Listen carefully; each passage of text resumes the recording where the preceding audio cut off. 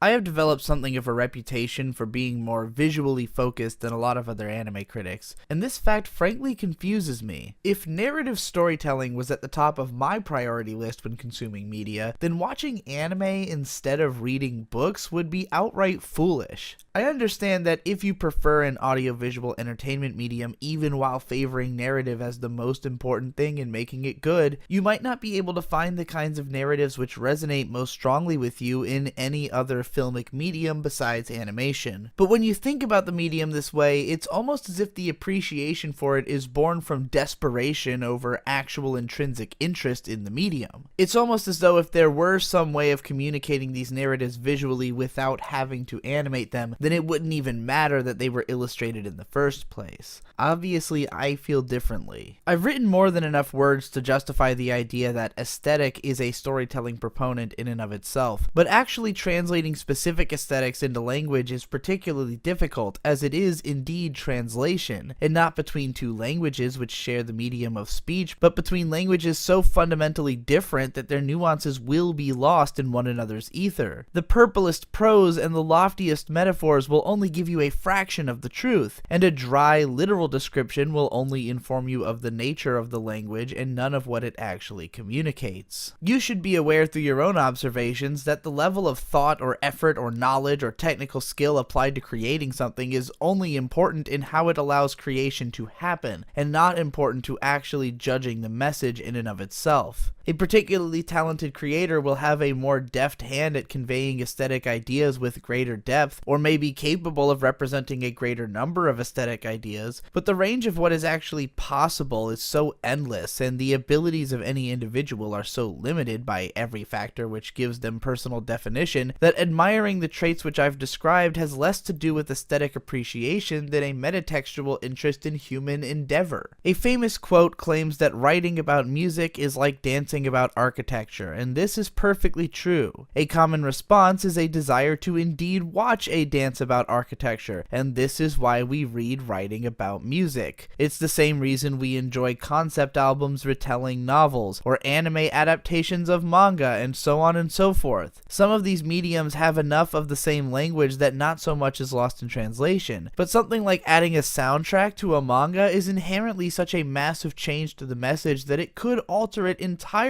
Reading Berserk without accounting for the anime, I would have probably just blasted Psy's imaginary Sonicscape the whole time, or scored the Eclipse to the Mars Volta's Cassandra Gemini, neither of which sounds anything remotely close to the show's actually phenomenal soundtrack, and the theme of Guts, which at this point is inseparable from my understanding of the character. Amid my audience, there are those who love when I write more interpretively about media, some who only value more technical or informational writing, and others still who just want to track my quality judgments on a piece of work. I am glad to approach from whichever angle I feel most inspired to write from, but a lot of my ability to do so comes down to what I am actually capable of translating. Sometimes my extensive breakdown of technical details confuses the audience who doesn't see how these aspects of the work were important enough to merit my feelings, but in many cases those are just the most tangible details which I am capable of putting into words. It's not as though I've never hated a work which was technically well crafted on the basis that I found it ugly and had no way to justify that feeling in words because I don't have an understanding of the feeling in that language. My feeling only exists in a part of my mind which interprets visual information and has a different relationship with it than the part of my brain that comes up with words. Likewise, I find it difficult to resonate with much writing that talks about audio or visual design. When a critic strings together a row of adjectives to describe a feeling, I can glean a general idea of the wheelhouse of describable emotions which this aesthetic is similar to, but none of those words will give a complete or wholly accurate analog to the reality of what I will see or hear, and I am no more capable of providing one. Most of the time, a review will compound something of a random mishmash of technical analysis, emotional interpretation, and raw information, stopping arbitrarily at the meeting point of where the person's knowledge or ability to explain themselves ends, and where they feel they've said enough to make the point. After all, you can go into more and more detail to bring the audience further and further into your understanding of the subject, but you're never ever getting there, and going any further down the road of dragging your audience to it has diminishing returns. When I have the kind of eureka moment which leads to writing a video script, it isn't that I'm excited to be able to finally put all of my feelings into words. It's knowing that I can say something convincing enough that a great enough number of people will understand where I'm coming coming from that I will feel some level of connection to the world and people around me, and perhaps inspire enough feelings in others that they decide to give me money in exchange for those feelings. Every time I find another piece of the feeling which I can newly put into words, or a way to rephrase what I've already expressed which might resonate with a group who hadn't gotten the message before, I am then excited to expand that base and see how far my feelings can reach, even if I'm hardly scratching the surface of actually making myself clear. This is why I've never been satisfied by just writing, be it more expressive or informative. I've learned to bend language to my will and to capture all of the feelings which I have language for about as well as I possibly can. My writing sounds like the inner monologue of my mind, and that inner monologue is making a constant effort to translate as much of the other information living in my brain as it can. But when I create music, I can tap into a whole swatch of emotions which my words are downright incapable of. Even when I'm writing lyrics, they are just a limited interpretation of what the song is actually saying, and no amount of explanation will convey what the music actually makes me feel or what went into creating it. When I was a teenager, I considered it paramount that I might eventually create analytical reviews about each of my favorite things, and yet writing about those things has always been by far the hardest thing to do. When my feelings are shallow or easily interpreted, they are likewise easy to explain, and leaving a lot of the more complex feelings on the cutting room floor isn't so scary because I don't feel so strongly about having my relationship with the work understood. I've written countless 5-minute videos which simply dump my most interesting thoughts about a show and then move on, because while I do have feelings about all of the other aspects of the show, I am not interested in putting in the work to translate them, as it won't give me any extra satisfaction to do so. When it comes to a favorite though, I am terrified of underselling it, of leaving anything off the table or making you think that my relationship with the work is more shallow than it really is. Even still, my cutoff point is inevitably arbitrary. I like to write hours-long articles about my favorites just so that the audience can listen to so many words and get the impression that I must care a lot about this thing, even if I can just as easily do the same for something I don't care about in the slightest, as I did once for the Asterisk War, and then considered my work in that field to be complete. If we lived in a world where it was normal to go into hours of discussion about every single piece of work we consumed, and by God it feels like we're going in that direction, then I might have to go on for even longer about my favorites just to convince you that they were something special. Again, for now, the only thing stopping me is diminishing returns and the tastes of myself and my audience, considering the worth of our time and lifespans as compared to the length of each endeavor. But it would be inauthentic of me to pretend that the only thing stopping me from going in depth about everything I like is a lack of time or interest. I also frequently just do not have the means to express my feelings. Not only am I lacking the words, but I am lacking the drawing ability or musical talent or whatever else it would take to actualize the understanding of the subject which I have inside. My imagination has conjured works of illustrative art so specific and technical that I would need to practice for a decade to be good enough to recreate them, and the only way I could communicate them exactly in words would be to graph out the location of each color represented in the image down to a molecular level and read off that list of micropixels, which is not going to create any kind of image in your mind and would still require immense technical knowledge to even be capable of. It is with all of this in mind that I find myself incapable of explaining how it is that Urotsuki Doji is one of my favorite animated films. It's not that I couldn't explain how it relates to my tastes in a broad kind of way, or justify it just by pointing out the incredible technical achievement of the animation in crafting one of anime's most pronounced aesthetics to the highest level at which I've seen it represented, but that still doesn't really tell the whole story. I've got images from this film seared into my mind, and nothing I could tell you about myself and my past or my tastes is going to bring you much closer to understanding why I love this movie than you would be just by hearing what I've already said about it. I can just as easily imagine you taking one look at the movie and easily getting it or even agreeing, as I can imagine you thinking that I just like anything which looks nice, which couldn't be more astronomically farther from the truth. Harmageddon looks incredible, and that movie did basically nothing for me. And it's not as if Urotsuki Doji has some kind of riveting story to compensate. I couldn't tell you the first damn thing about what was actually going on in that movie, other than a lot of demons raped and murdered a whole lot of people. Considering how many hentai I've passed on which contain the same kind of content, I certainly wouldn't consider that to be the appeal either. At best, I can say that it gives me similar feelings to what I love so much about Devilman and all of the work which has risen from its influence.